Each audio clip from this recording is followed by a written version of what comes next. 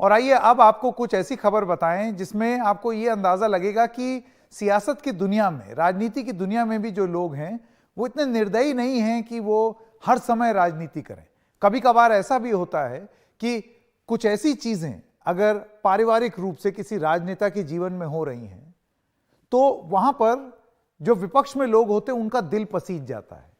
ऐसी ही एक कहानी है लालू प्रसाद यादव की बेटी की, जिसको लेकर के चाहे बिहार में सत्ता में जो पार्टी बैठी है वो या विपक्ष में जो बैठी हैं वो एक स्वर में एक ही बात कह रहे हैं, बेटी हो तो ऐसी।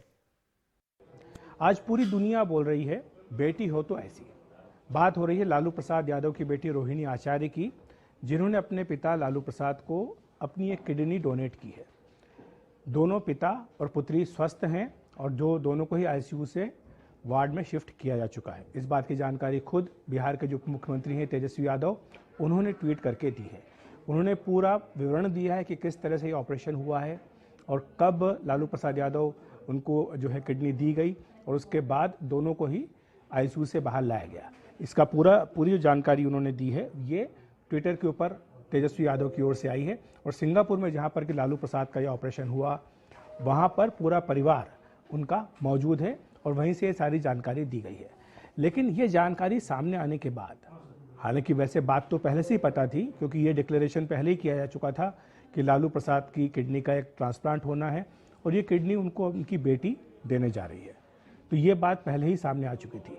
लेकिन जब ये ऑपरेशन हुआ और जब ट्विटर पर इसकी जानकारी आई तो लालू प्रसाद के जो घोर निंदक आलोचक माने जाते हैं, उन्होंने भी जो छीटाकशी करते आए हैं हर छोटी बड़ी बात पर उनके ऊपर, उनके परिवार के ऊपर, उनके परिवार के सदस्यों के ऊपर, उन्होंने भी इस बात को लेकर के खासी तारीफ की है रोहिणी आचार्य की कि किस तरह से उन्होंने अपनी किडनी लालू यादव को दी है, डोनेट की है।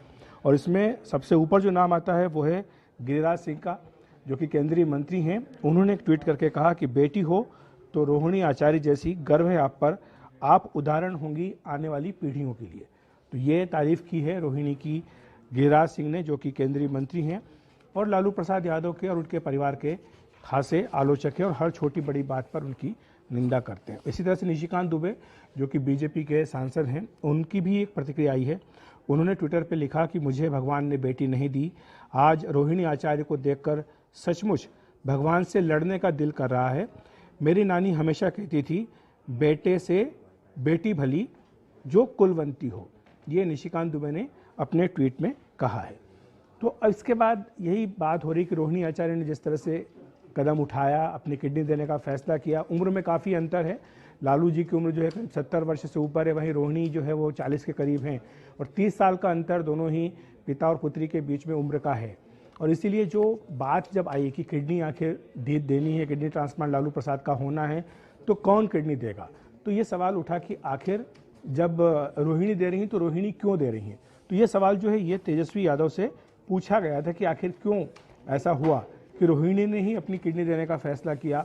उनके दो बेटे भी हैं, तेजस्वी हैं, तेज प्रताप हैं, उन्होंने अपनी किडनी देने का फैसला क्यों नहीं किया, ये भी एक सवाल उठा, लोगों ने पूछा। तो इस पर जवाब जो था वो खुद तेजस्वी यादव ने दिया। और जो पिछले महीने की बात है, जो उनका बयान आया था इस पूरे मसले पर, उन्होंने स्पष्ट तौर पर यह कहा था कि जब बात हुई कि किस तरह से किडनी डोनेट करनी है तो मैचिंग होती है कि किसका सबसे ज़्यादा रिसेप्टिव होगा। तो जब रोहिणी की जांच हुई तो उसमें पाया गया कि उनकी जो किडनी है वो सबसे ज़्यादा सूट करेगी लालू प्रसाद को और इसीलिए रोहिणी की ओर से ये किडनी देने का फैसला किया गया।